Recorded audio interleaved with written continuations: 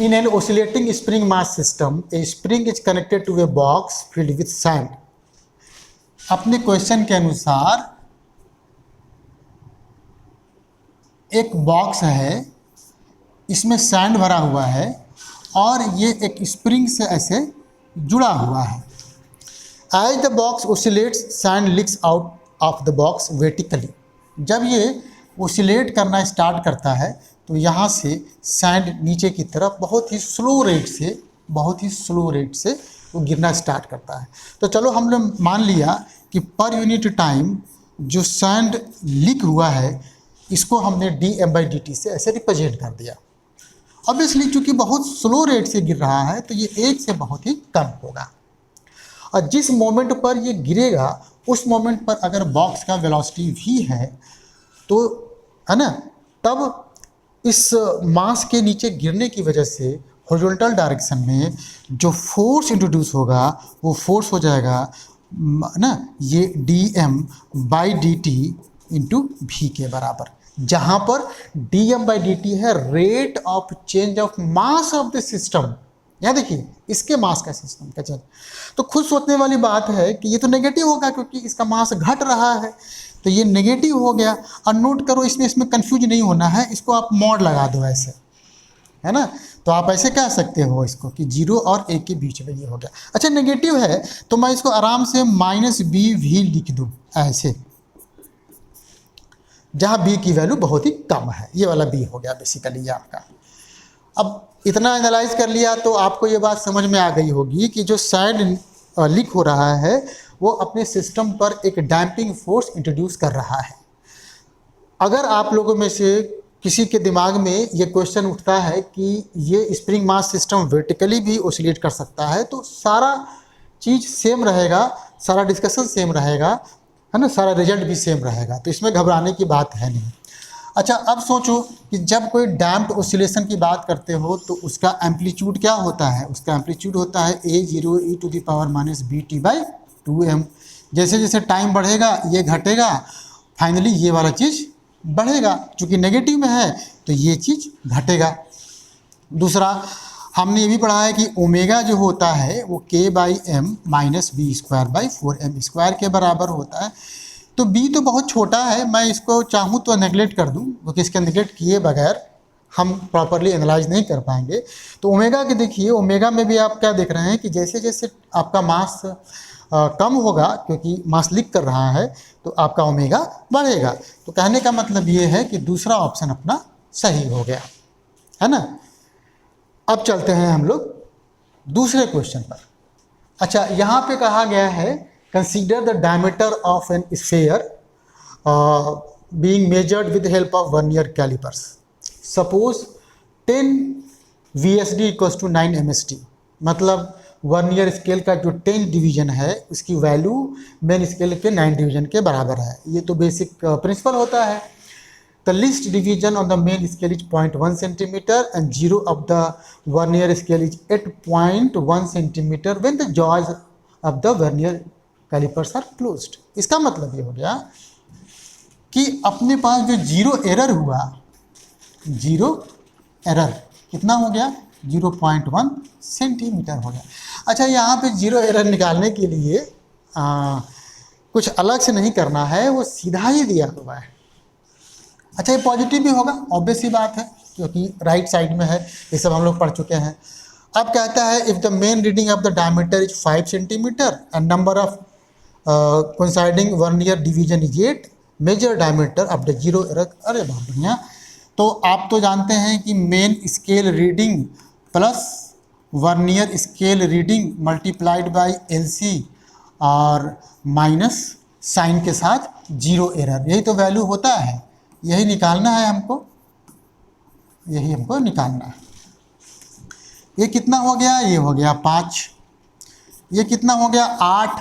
अच्छा ये कितना हो जाएगा, तो हम लोग जानते हैं कि मेन स्केल डिवीजन का जो एक वैल्यू होता है उसमें वर्नियर स्केल के डिवीजन की संख्या को डिवाइड कर देते हैं, है ना, तो वो अपना निकल जाता है. तो जब आप इसको करोगे तो 5.08 माइनस 0.1 आएगा. कहने का मतलब 4.98 सेंटीमीटर वाला आराम से मेरा आंसर निकल गया.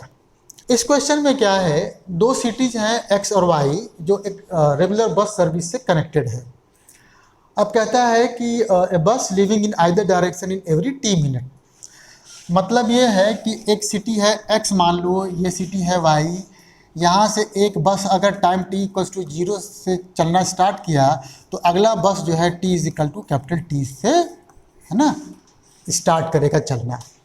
अब एक girl is driving Scooty with speed 60 kilometre per hour in direction of direction x to y। ये गर्ल है, चलो भैया यहाँ बना लो सिटी। ये बेचारी लड़की है, ऐसे चली जा रही है इधर, इसका वेलोसिटी कितना है 60 किलोमीटर पर आवर का है। चलो फिर क्या देखता है, वो नोटिस करती है बस goes past her in every 30 minutes in the direction of her motion and in every 10 minutes in opposite direction. Choose the correct options for T and speed of buses. बहुत बढ़िया, ठीक है भाई। तो इसको मैं डैश कर देता हूँ और भी मान लेता हूँ स्पीड, और टी निकालना ही इनको। एक काम करो, पहले इसकी बात करो, जब बस इसको पीछे से क्रॉस कर रही है तो इस लड़की को दोबारा यहाँ बनाओ। किसी पर्टिकुलर मोमेंट पे मान लो कि एक बस यहाँ से ऐसे क्रॉस कर गया, है ना, इसकी वेलोसिटी b है, इसकी वेलोसिटी 6 किलोमीटर पर आवर है। अच्छा, इसके ठीक पहले वाला जो बस होगा, मतलब इसके पीछे वाला जो बस होगा, उसका कितना डिस्टेंस रहा होगा। अभी देखिए, जब एक बस स्टार्ट करता है उसके कैपिटल T टाइम के बाद दूसरा बस स्टार्ट करता है, तो जब दूसरा बस स्टार्ट करेगा तब तक इन दोनों बस के बीच का जो डिस्टेंस हो जाएगा वो तो v इंटू टी के बराबर हो जाएगा, है ना।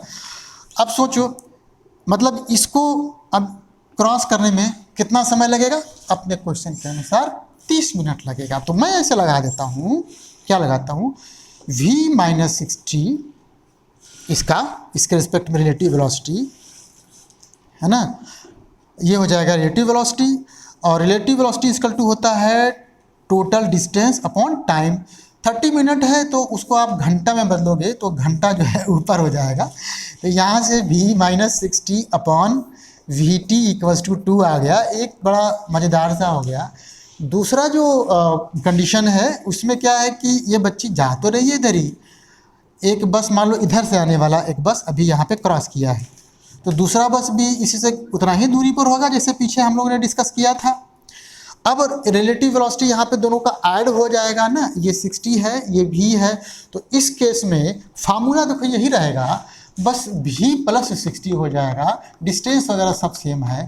और यहाँ पे कहता है 10 मिनट, तो उसको मिनट को जब आप बदलोगे उसमें घंटा में, तो मेरे ख्याल से कितना आ जाएगा 1/6 ना, तो ये हो जाएगा 6 ऐसे।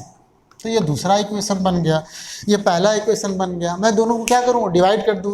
क्यों डिवाइड करूँगा, क्योंकि वीटी जो है ना बहुत फालतू का काम कर रहा है। तो जब डिवाइड करूँगा यहाँ पर तो v plus 60 upon v minus 60 equals to हो जाएगा 3। और अब कंपोनेंटो डिवाइडेंडो लगा दो, एक बजा के ऊपर जोड़ दोगे 2b हो जाएगा, एक बजा के घटा दोगे तो 120 हो जाएगा। यहाँ पे हो जाएगा 4, जोड़ दिया था इसको घटा दिया था, ये 2 हो गया, ये 2 हो गया। ए भी सीधा निकल गया 120 किलोमीटर पर आवर। अच्छा 120 किलोमीटर पर आवर जैसे निकला, देखो एक ही ऑप्शन है, चाहो तो तुम सीधा मार सकते हो, लेकिन अगर टाइम निकालना चाहते हो तो भी की वैल्यू किसी भी एक इक्वेशन में रख दोगे। जैसे मान लेते हैं कि हमने इसमें रख दिया, तो यहाँ से मेरा आ जाएगा भी है 120, 120 माइनस 60 कितना हो जाएगा 60 हो जाएगा। ये फिर 120 इंटू 2 इंटू टी हो जाएगा, तो टी इज इक्वल टू 1/4। ये आवर में निकलेगा, आर का मतलब हो गया कि 60 से मल्टीप्लाई करोगे तो मिनट में निकल जाएगा, 50 मिनट ना, आसान से था, बहुत आसान। तो अब हम लोग चलेंगे अगले वाले क्वेश्चन पर। इस क्वेश्चन में भी काफ़ी बच्चे परेशान हुए थे, लेकिन क्वेश्चन बहुत आसान है अगर आप थोड़ा सा समझने की कोशिश करें। इस क्वेश्चन के अनुसार a parallel plate capacitor made of circular plate is being charge such that the surface charge density on its plates is increasing at constant rate with time. तो चलो ये मान लो एक सर्कुलर प्लेट है, ये दूसरा सर्कुलर प्लेट है, इनको हमने ऐसे किसी बैटरी से जोड़ दिया है, और ये मान लो वेरिएबल है ना पोटेंशियल प्रोवाइड कर रहा है, जिसकी वजह से इसमें जो सरफेस चार्जेसिटी है ए कांस्टेंट से ऐसे चेंज हो रहा है। आप जानते हो कि अगर इसका एरिया हमको ए लेना है तो Q is equal to sigma to A हो जाएगा, तो I बेसिकली हो जाएगा d sigma upon dt into A, क्योंकि ए तो बदलेंगे नहीं, है ना, तो ये बदल रहा है करंट, इसमें इसमें जो करंट है वो करंट आ जाएगा। इस करंट को क्या बोलते हैं? इसको बोलते हैं डिस्प्लेसमेंट करंट। ठीक, यहाँ तक तो चलिए सही है। अब सोचो मैं ऐसे कहूँ कि पूरा इस स्पेस को मैं भर दूं, ए भैया यहाँ से स्पेस को मैं भर दूं पूरा का पूरा, तो मैं कहूँगा कि ये जो करंट है यूनिफॉर्मली डिस्ट्रीब्यूटेड है इन दिस बंडल ना, ये सिलिंड्रिकल टाइप का जो शेप हो गया उसमें यूनिफॉर्मली डिस्ट्रीब्यूटेड है। अब ये क्वेश्चन बन गया आपका मैग्नेटिक फील्ड में जो एम्पियर सर्किटल लॉ का आपने कई बार क्वेश्चन किया होगा वो निकालने के लिए। तो मैं ना इसको पलट के ऐसे देख रहा हूँ, ऐसे। तो जब मैं ऐसे देखूंगा तो ये देखो इसका रेडियस मान लो स्मॉल कैपिटल आर लो, इसका मान लो कैपिटल आर रेडियस। एक बात बताओ कि यहाँ से मतलब सेंटर से स्मॉल एक्स डिस्टेंस पर अगर तुम बी निकालना चाहते हो इस डिस्प्लेसमेंट करंट की वजह से, तो बी डॉट डी एल ऐसे करोगे ना, b dot d l equals to mu naught current enclosed.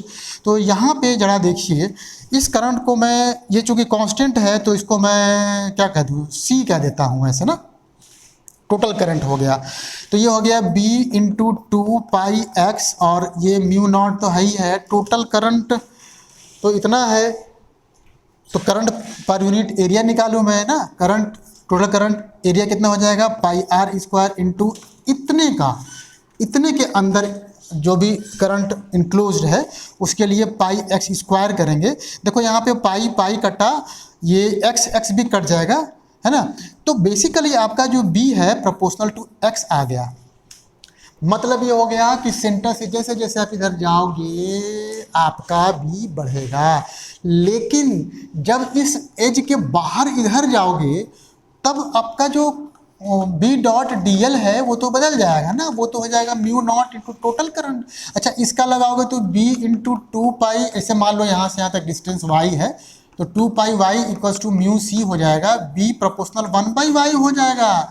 मतलब कि सेंटर से बढ़ते बढ़ते बढ़ते बढ़ते पेरीफेरी तक जा करके मैक्सिमम होगा, उसके बाद फिर घटना स्टार्ट हो जाएगा और कहीं भी जीरो नहीं हो सकता है। कोई कहेगा कि सर ये बताइए कि ये जो सेंटर, बिल्कुल ये जो सेंट्रल एक्सिस है यहाँ से चूंकि हमने स्टार्ट किया था तो सिर्फ इसी पॉइंट पर आर तो जीरो हो गया तो भी जीरो हो जाएगा, ऐसा है नहीं, है ना, ऐसा है नहीं। ठीक है, क्योंकि कुछ ना कुछ करंट इसमें पास होके जाना है।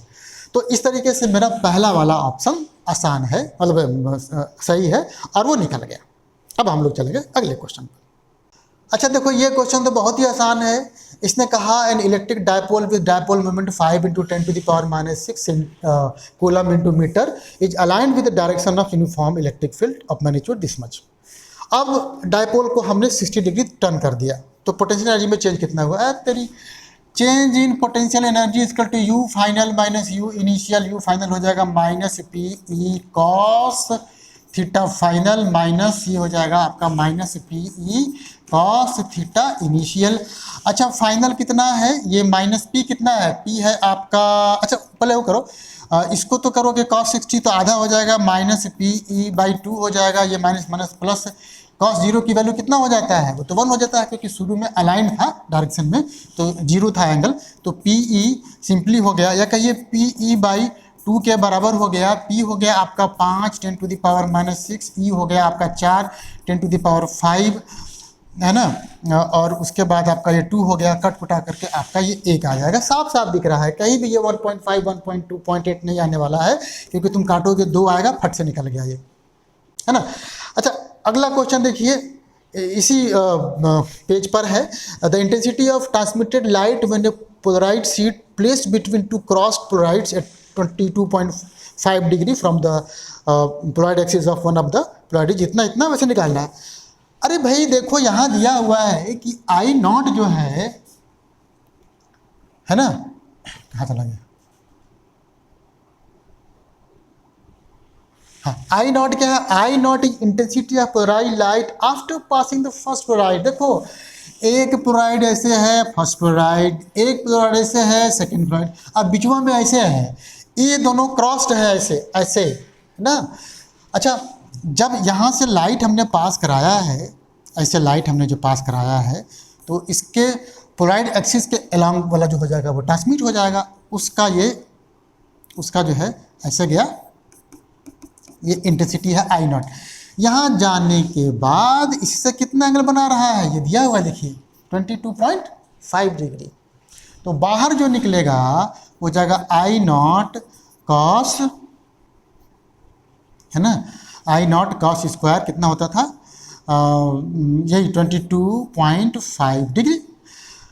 अब लेकिन ये जो बाहर निकला इससे कितना एंगल बनाएगा, अब यहीं पे तो कोई इमेजिन करना है, ऐसे इमेजिन कर लीजिए, आप ऐसे बना लो। देखो ये देखो, इससे बना रहा था कितना 22.5, तो दूसरे से कितना बनाएगा 90 माइनस 22.5। तो यहाँ से जो बाहर निकलेगा फाइनल ट्रांसमिटेड जो लाइट होगा उसकी इंटेंसिटी हो जाएगी I0 cos square 22.5 into cos square 90 minus 22.5, तो साइन स्क्वायर हो जाएगा ये। तो I0 अच्छा ऊपर हो जाएगा, देखिए sine square 22.5 into cos square 22.5, 4 से मल्टीप्लाई किया, 4 से डिवाइड किया, ऊपर हो गया आपका साइन 2 थीटा का स्क्वायर, मतलब 45 डिग्री का स्क्वायर। हम तो जानते हैं 1/√2 होता है, 1/√2 का स्क्वायर 1/2 मतलब 1/8 आ गया, देखो फट से निकल गया। खाली कैलकुलेशन बस फटफट करना है, बाकी तो कुछ है नहीं इसमें। हाँ देखो इस क्वेश्चन में क्या कहता है, 2 gases A and B are filled at the same pressure in separate cylinders with movable pistons of radius RA and RB respectively. On supplying equal amount of heat to both the system reversibly under the constant pressure, the pistons of A and B are displaced 16 centimeter 9 centimeter respectively. If the change in internal energy is same, the ratio of blah blah blah. अरे इससे आसान तो question मेरे ख्याल से पूरे ही paper में नहीं आया था। एक काम करो, बनाओ फटाफट से पिक्चर। देखो ये वाला मान लो A है, ये A है, इसमें पिस्टन तुमने लगाया है, इसका रेडियस कितना है, इसका रेडियस दिया हुआ है, नहीं निकालना है, सॉरी निकालना है। अच्छा एक और बना लो, थोड़ा सा ऐसे कुछ बना लो, इसको B कह लो, इसमें भी पिस्टन है, इसका रेडियस है RB, ये P है ना, दोनों गैसेस जो है P प्रेशर पर ऐसे हैं। हमने क्या किया कि यहाँ पे इक्वल हीट दिया डेल्टा Q, इसमें दिया डेल्टा Q, इसमें देखो internal energy change delta U हुआ, इसमें internal energy change delta U हुआ। हम लोग जानते हैं कि delta Q is equal to delta U plus P delta V होता है। अरे भैया ये दोनों बराबर है, तो बराबर होगा, तो इसका मतलब ये हो गया कि P1 delta V1 equals to P2 delta V2 हो जाएगा। P1 P2 भी बराबर है, कांस्टेंट प्रेशर दोनों का है, और है ना बराबर भी ये पहले लिखा हुआ है। तो मतलब ये हो गया कि इसमें जो वॉल्यूम चेंज हो गया, इसमें जो वॉल्यूम चेंज हो गया, दोनों बराबर होने हैं। और वॉल्यूम चेंज कितना होता है, पाई आर ए का स्क्वायर इंटू डी ए का लीजिए, और ये पाई आर बी का स्क्वायर इंटू डी बी का लीजिए, पाई पाई काट लीजिए, r a by r b का स्क्वायर ना करो, अंडर रूट कर दो d b by d a. हम जल्दी जल्दी कर रहे हैं, कैलकुलेशन आप लोग जानते हैं। डी बी कितना दिया हुआ है, डी बी दिया है 9, ये दिया है 16, इसका आप अगर रूट लोगे तो 3/4 फट से निकल जाएगा। A sphere of radius r is cut from a larger solid sphere of 2r as shown in the figure. The ratio of moment of inertia of the smaller sphere to that of the rest part of the sphere about y axis is तत्तरी। एक काम करो, पहले काटो नहीं, इसको रहने दो यहीं पे। अब पूरे बड़े वाले का निकालो मोमेंट ऑफ इनर्शिया। तो बड़े वाले का मोमेंट I1 मान लेते हैं, ये हो जाएगा 2/5 mr के जगह पे 2r करेंगे क्योंकि रेडियस इसका 2r है, तो ये हो जाएगा 8/5 mr स्क्वायर। ये बड़े वाले का हो गया, ठीक है। अब एक काम करो, ये छोटे वाले का निकालो रेडियस। तो छोटे वाले का रेडियस मैं R2 मतलब मोमेंट ऑफ इनर्शिया R2 कहूँ तो ये हो जाएगा हमारा 2/5, इसका मास मान लो m डैश है, m डैश रेडियस है r स्क्वायर प्लस। अच्छा देखो ये जो मोमेंट ऑफ इनर्शिया निकला है ये इसके खुद के डायमीटर के अबाउट निकला है, हमको तो इस y एक्सिस के अबाउट निकालना है, तो पैरेलल एक्सिस फिर हम लगाएंगे। तो ये हमारे पास हो जाएगा m डैश r का स्क्वायर। अब m डैश की बात जरा सोचो, हमने कहा था कि m डैश निकालने के लिए m अपॉन, आपको एक याद होगा कि जो आप काट के निकाले हैं स्फीयर, इसमें r का जो कोफिशिएंट है कितना है 2, उसके क्यूब से आपको डिवाइड कर देना है, तो ये आपका 8 निकल गया। तो जब आप निकालोगे तो ये हो जाएगा आपका 2/5 into m/8 r square plus m/8 r square. तो कुल मिला करके हो जाएगा 8 × 5 = 40, 5 से 5 से 7 ना, 7/40 mr स्क्वायर हो गया। अब हमसे कहा क्या जा रहा है, इतना तो निकल गया, लेकिन जो बचा हुआ है उसका मोमेंट ऑफ इनर्शिया निकालना है। तो मोमेंट ऑफ इनर्शिया निकालने के लिए क्या करेंगे, घटा देंगे, इसमें से इसको घटाएंगे हम, इसमें से इसको घटाएंगे तो I3 जो हो जाएगा वो I1 माइनस I2 के बराबर हो जाएगा। जब आप घटाओगे तो यहाँ से 8 से मल्टीप्लाई करोगे, 64 माइनस 7 कितना हो जाएगा, 57 हो जाएगा ना, 57 MR² बाई 40। अब भाई डिवाइड कर दो, तो डिवाइड करोगे तो 7/40 और ये तो 7 ऊपर 57 नीचे, पट से निकल गया। हाँ, अभी जैसे हमारे पास ये क्वेश्चन है, a 2 ampere current is flowing through the 2 different small circular coils having radii ratio 1:2। The ratio of respective magnetic moments. अरे यार, ये तो बहुत आसान सा क्वेश्चन है। देखिए, आपने ये पढ़ा है कि मोमेंट ऑफ इनर्शिया का जो फार्मूला होता है mu is equal to I into A के बराबर होता है। तो μ1 बाई μ2 इक्वल्स टू हो जाएगा I1A1 upon I2 A2। I1 I2 क्या है, दोनों सेम है, तो पटापट से काट दो क्योंकि दोनों 2 एम्पियर का है, ख़त्म हो गया। मतलब कि रेडियस का जो हो गया, ये हो गया पाई R1 का स्क्वायर, ये हो जाएगा पाई R2 का स्क्वायर। पटापट से काटिए, R1 बाई R2 कितना है, 1/2, तो 1/4 निकल गया। किधर चला गया, ये निकल गया आपका।